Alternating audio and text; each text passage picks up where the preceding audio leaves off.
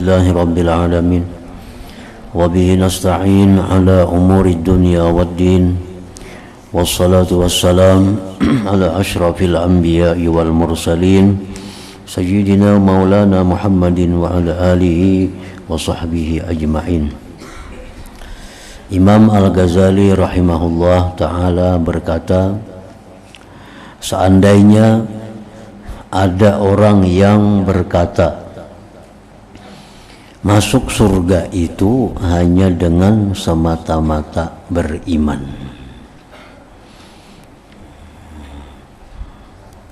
artinya kada perlu beramal, cukup bila beriman itu matinya ke surga. Ini pendapat di luar daripada golongan Ahlus Sunnah wal Jamaah yang menyatakan bahwa cukup dengan iman, walaupun maksiat dilakukan itu sudah kalah dapatnya iman itu. Nah, maka kami menjawab Jarsiden, memang begitu, artinya masuk surga itu mesti beriman, memang demikian. Sebab amal saleh itu adalah mengikuti iman. Bagaimanapun banyaknya amal kebaikan dilakukan seseorang, tapi kada didasari iman, maka itu sia-sia. Orangnya bagus akhlaknya, orangnya sosialnya tinggi, tapi inya kada beriman, nah itu kada ada maknanya. Memang masuk surga itu iman, tetapi bilakah seseorang itu dapat sampai ke sana masuk surga dengan selamat? Memang di neraka itu kan dicari siapa yang masih ada iman seberat dinar, dicari. Ada yang imannya setengah dinar nilainya, kadarnya, ada yang hanya seberat zarrah. Akhirnya masuk surga dengan adanya iman itu. Tetapi di neraka berapa tahun, di neraka berapa lawas.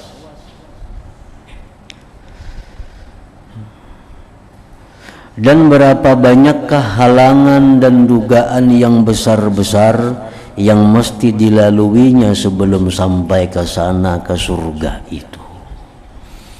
Ya tadi di neraka dulu dimasukkan sekian tahun, hanyar kena ke surga karena ada iman itu. Maka dugaan pertama yang mesti dilaluinya ialah dugaan iman itu sendiri. Apakah ia pasti selamat daripada tercabut iman sehingga ke akhir hayatnya? Yang pertama yang dikhawatirkan dulu, apakah iman yang ada pada diri ini bisa hidup, bisa bertahan sampai kita mati. Karena iman ini di dalam kitab Al-Bukhari disebutkan yazid wa yanqus. Iman itu bertambah, berkuat, kadang-kadang berkurang, melemah. Nah, iman itu kuat, iman itu jadi bertambah, jadi naik dengan taat. Dengan taat. Jadi mun kita berzikir, kita sembahyang, iman kita tambah hidup. Nah, iman tambah naik, iman tambah kuat. Nah, bila mana kita melakukan maksiat, iman itu akan menurun, iman akan kurang. Maksiat lagi, iman jadi turun lagi, maksiat lagi, turun lagi. Nah, siapa tahu bila kebanyakan maksiat di akhir hidup iman sudah habis. Iman sudah habis. Nah, maka bila iman itu habis sebelum kita meninggal, berarti kita meninggal kada dalam keadaan iman. Nah, kada ada harapan bakal ke surga lagi, iman kada ada.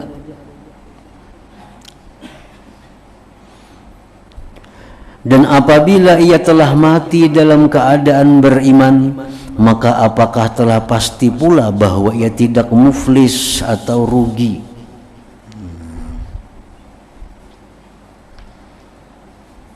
Mati beriman, tapi pastikah kita di akhirat itu selamat daripada kerugian?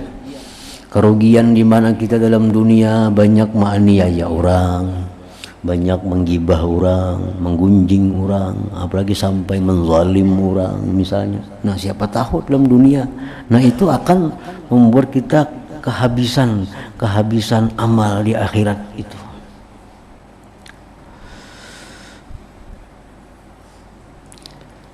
Dan berkata Al-Imam Hasanul Basri rahimahullahu ta'ala, Allah berfirman kepada hamba-hambanya pada hari kiamat nanti, masuklah kamu ke dalam surga dengan rahmatku, dan tentukanlah kedudukan kamu masing-masing di dalam mengikuti amalan kamu.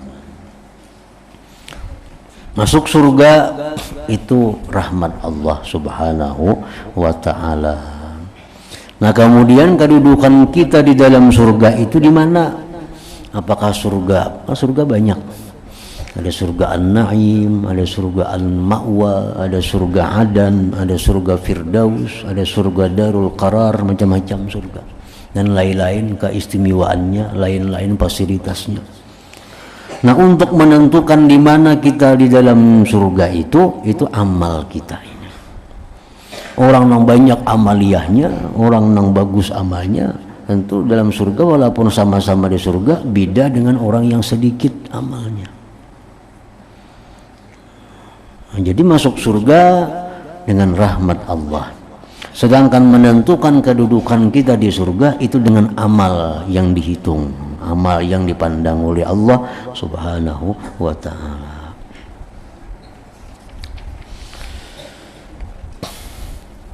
Nah, nasihat keempat Imam Ghazali kepada muridnya, kadar balasan mengikuti kadar amalan. Wahai anakku yang tercinta, selama mana engkau tidak beramal, maka selama itulah engkau tidak mendapatkan pahala. Nah, pahala itu kan amal. Maulah orang begana diupah. Nah, orang begana dapat pahala. Jadi beramal, maka selama itulah engkau tidak mendapatkan pahala. Selama tidak beramal, maka selama itulah engkau tidak mendapatkan pahala. Hendak dapat pahala, beramal. Hendak banyak pahala, banyaki amalnya.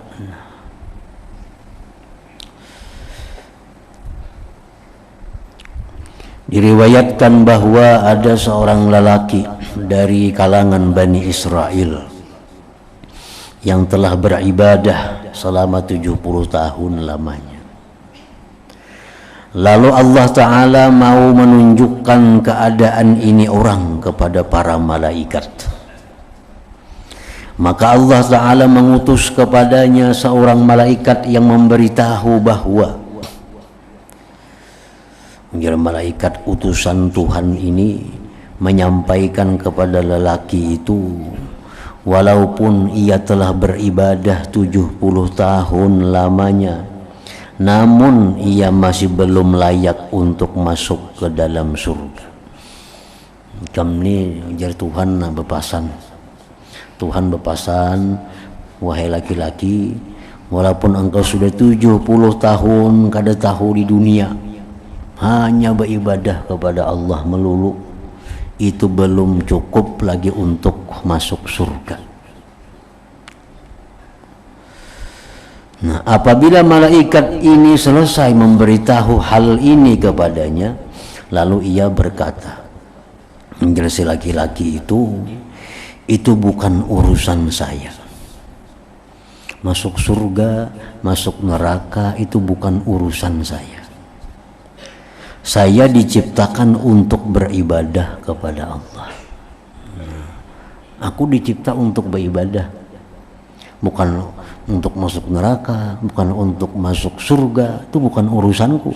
Tapi urusanku ini adalah disuruh beribadah.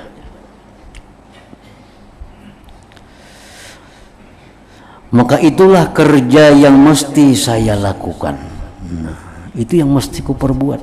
Yang penting aku beribadah perkara jar Tuhan layak masuk surga, itu urusan Tuhan. Urusanku hanya adalah beribadah kepada Allah. Nah, apabila malaikat itu kembali kepada Allah, lalu ia berkata, wahai Tuhanku, ya malaikat, sesungguhnya engkau maha mengetahui dengan apa yang telah diperkatakannya si laki-laki tadi. Lalu Allah Ta'ala berfirman, apabila hambaku itu tidak berpaling daripada beribadah kepadaku, maka aku membalasnya dengan kemurahanku. Bila hamba itu tidak berpaling daripada beribadah, maka aku balas dia dengan kemurahanku. Aku juga tidak akan berpaling daripadanya. Itu menunjukkan bahwa manusia ini perlu kepada ibadah. Nah, bukan hanya sekedar iman itu aja, bukan hanya sekedar percaya kepada Allah, kepada malaikat, kepada rasul, kepada kitab, bukan hanya sekedar percaya, tapi dituntut juga untuk beribadah. Wahai para malaikatku, bersaksilah kamu semua bahwa aku telah mengampuni akan segala dosanya si laki-laki tadi. Inya hanya melulu hidupnya untuk beribadah kepada Allah Subhanahu wa ta'ala.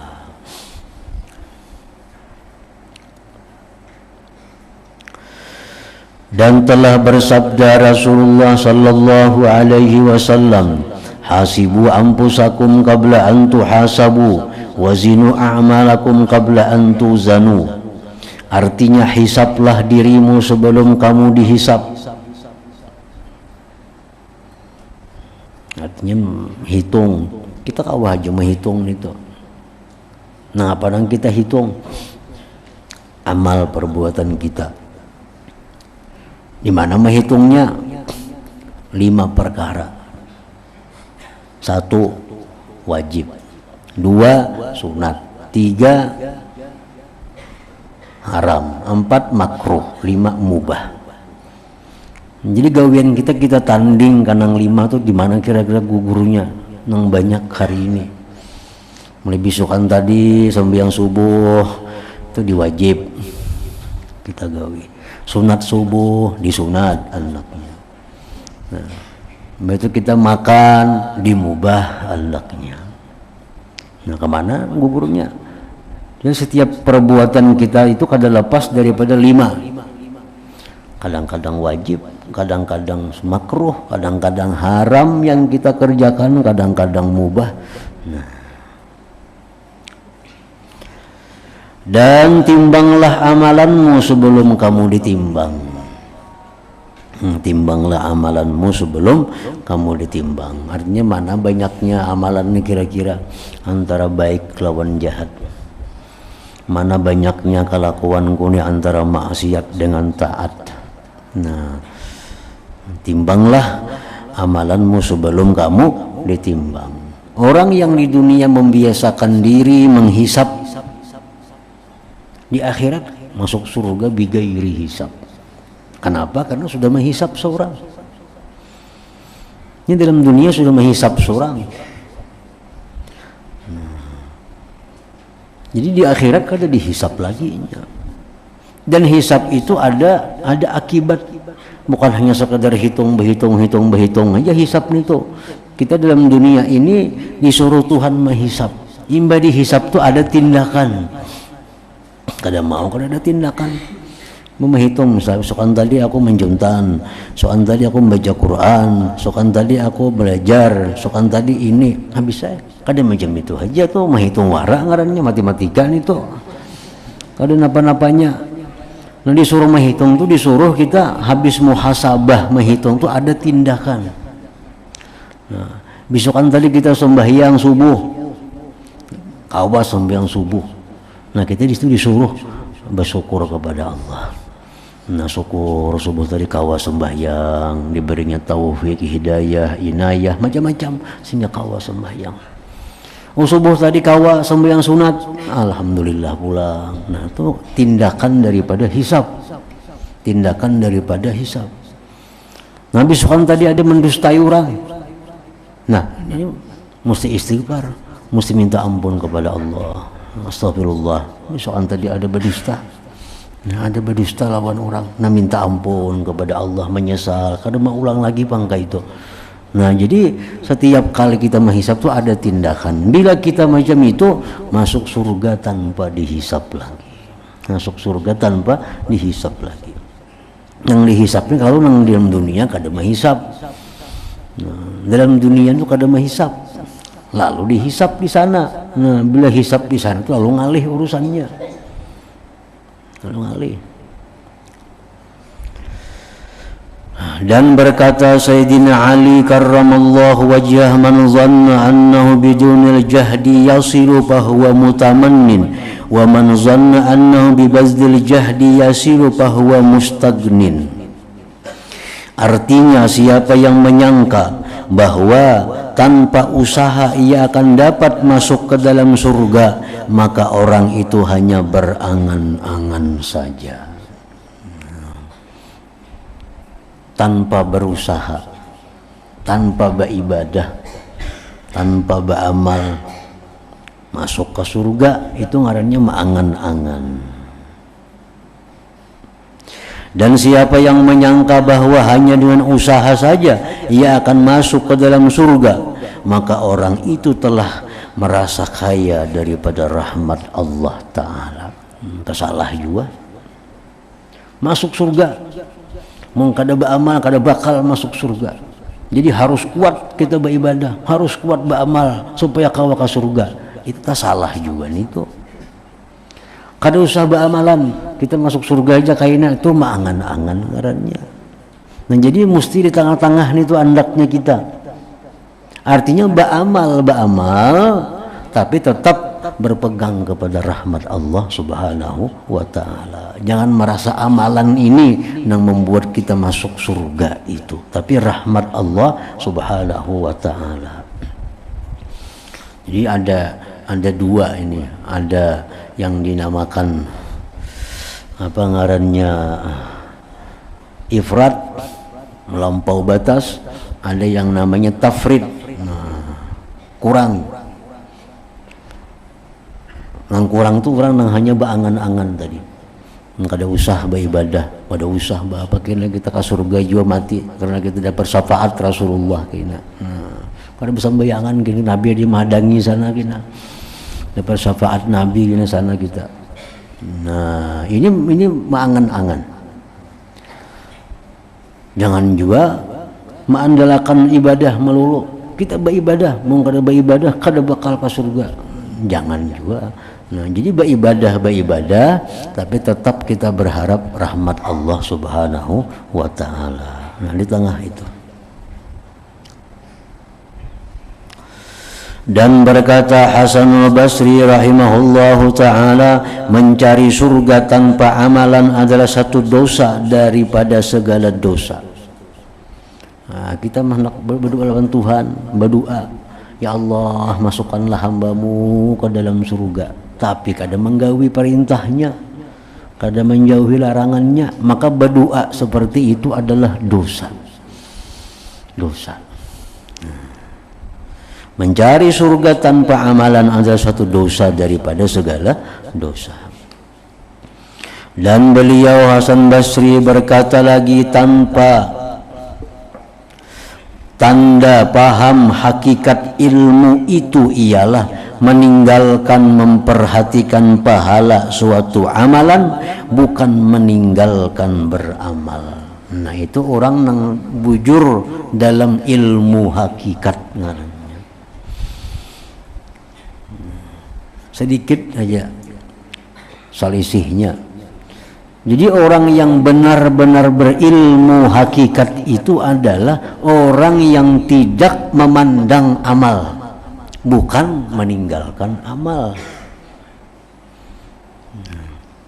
Bukan kada sembahyang.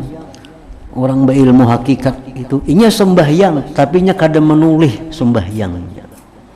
Inya berzikir tapi kadang menulih dengan zikirnya. Inya baca salawat tapi kadang menulih dengan salawatnya. Yang ditulihnya adalah rahmat Allah Subhanahu wa taala. Nah, ini orang yang bujur-bujur berisi ilmu hakikat ngarannya.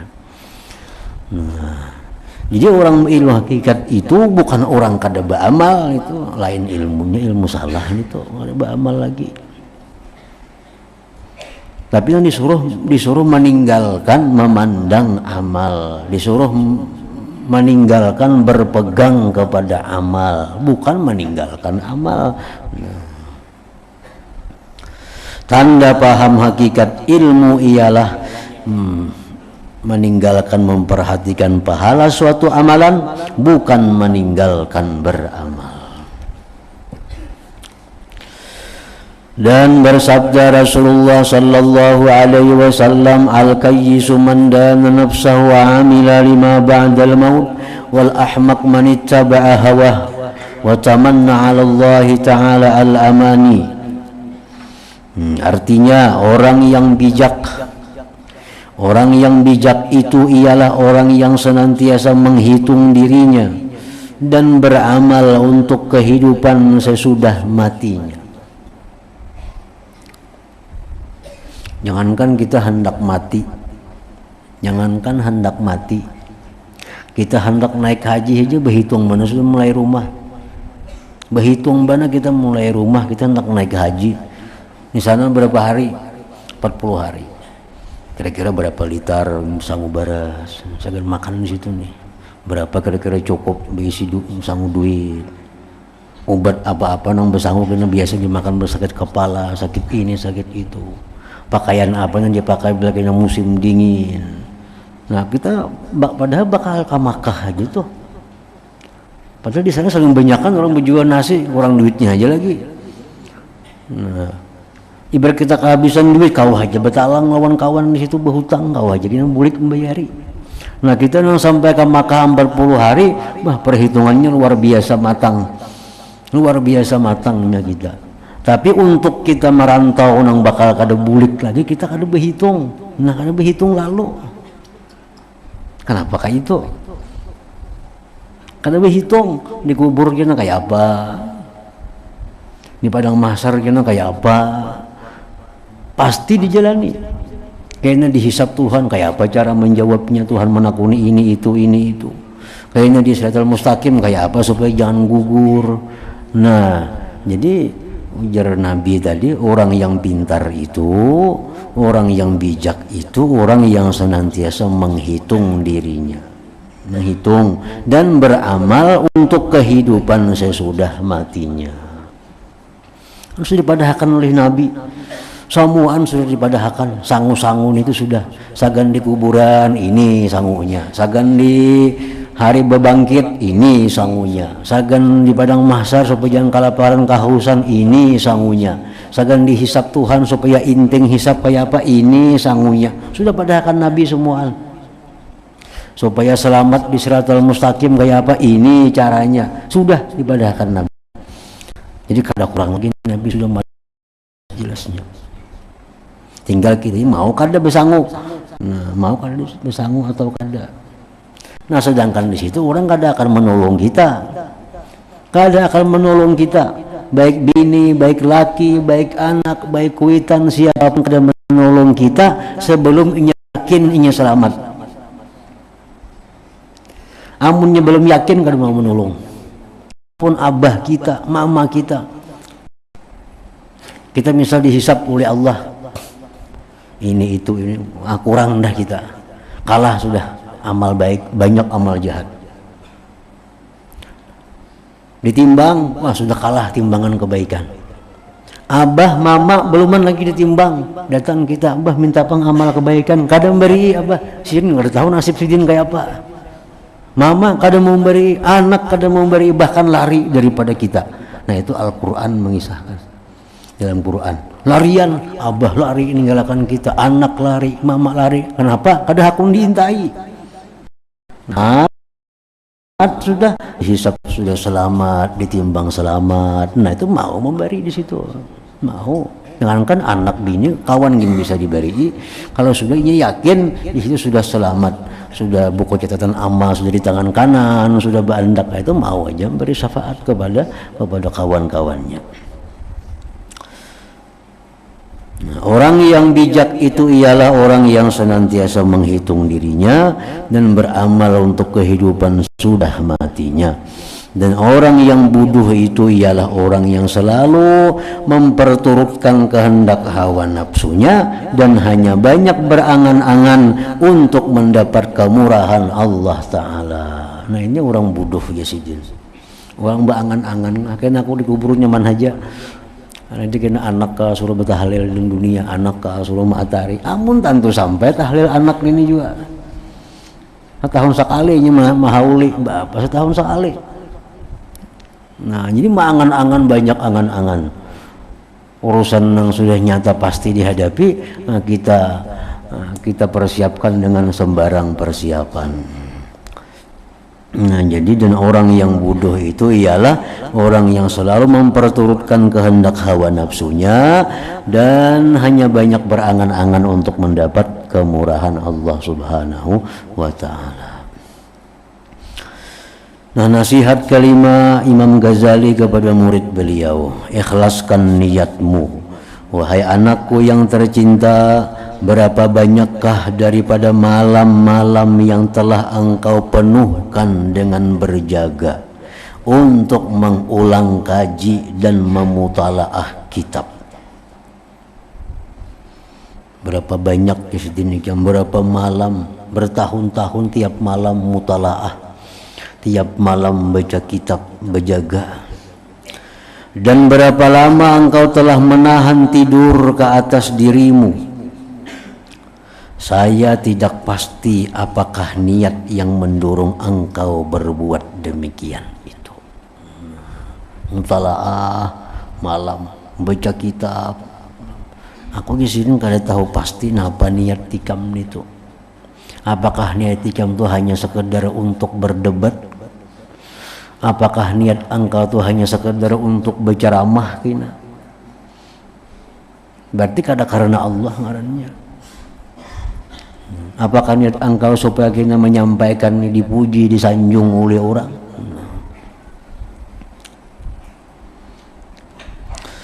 Dan berapa lama engkau telah menahan tidur ke atas dirimu? Saya tidak tahu pasti apakah niat yang mendorong engkau berbuat demikian.